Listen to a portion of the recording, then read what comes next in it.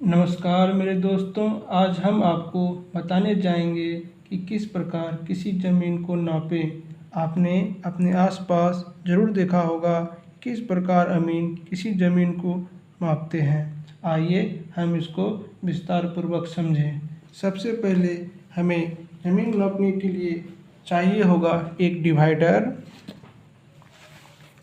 और एक स्केल की आवश्यकता होगी। देखिए, ज़मीन नापने में सबसे बड़ा मुख्य फंडा होता है किसी भी नक्शे का पैमाना समझना। ये मैंने ऑक्सफोर्ड का एक एटलस लिया है जिसमें मैं एक अमेरिकी राज्य यानी यूनाइटेड स्टेट के एक राज्य की एक क्षेत्रफल को नापेंगे। ज़मीन मापने में हम करते क्या है, एक किसी भूखंड की, मान लीजिए ये कोई भूखंड है, हम अगर ज़मीन अमीन से नपवाते हैं तो करता क्या है, इसकी क्षेत्रफल को नापता है जो आपको बताता है आपकी ज़मीन इतनी एकड़ है, इतनी डिसमिल है, इतनी बीघा है। वो आपको अपने पैमाने में कन्वर्ट करके बताता है। आइए हम इसको विस्तार पूर्वक समझें। इसका जो मेन फंडा होता है उसे दोस्तों ध्यान से समझिएगा। देखिए, ये नक्शा है और मुझे ये स्टेट को की क्षेत्रफल को मापना है। देखिए, तो इसका एक यहाँ पे पैमाना दिया हुआ है, ये एक जो 3,70,00,000 के बराबर है। ये है क्या, आप किसी भी नक्शे में देखिएगा तो ये मेन चीज़ होता है, पैमाना, मापक। ये 1 सेंटीमीटर, ये 1 सेंटीमीटर में दिया हुआ है। 1 सेंटीमीटर 3,70,00,000 सेंटीमीटर के बराबर। जैसे कि यहाँ 1 है, मैंने यहाँ पे नापा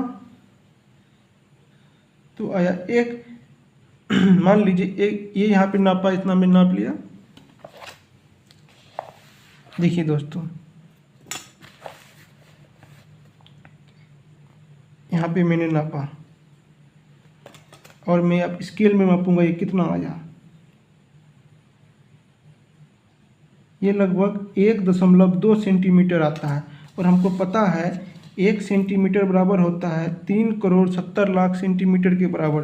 तो 1.2 सेंटीमीटर कितना होगा, तो देखिए मैंने आपके लिए करके रखा है। यहाँ पे 1.2 सेंटीमीटर लगभग 4,44,00,000 सेंटीमीटर होता है।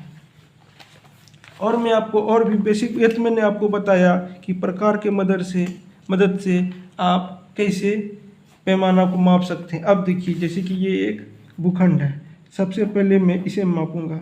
मान लीजिए ये है 5, ये है 6, ये मान लीजिए सेंटीमीटर में है, ये भी सेंटीमीटर में है, ये भी है, ये भी मान लीजिए 4 और ये है 2। सबसे पहले मैं इसका क्षेत्रफल निकालूंगा इस हिस्से का, तो आएगा 5 गुना 6 बराबर 30 सेंटीमीटर स्क्वायर।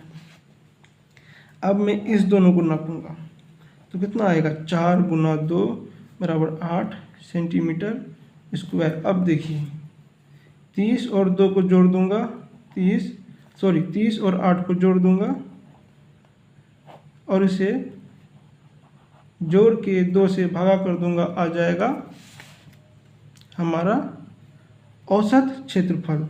तो औसत क्षेत्रफल हमारा कितना आया, 19 सेंटीमीटर स्क्वायर। अब देखिए यहाँ पे मान लीजिए ये बहुत बड़ा भूखंड है और ये इसे मुझे 6 सेंटीमीटर या 5 सेंटीमीटर को किसी और चीज़ में कन्वर्ट करना है, किसी और मात्रक में, तो वो कैसे करेंगे, अब मैं आपके लिए पहले से करके रखा हूँ।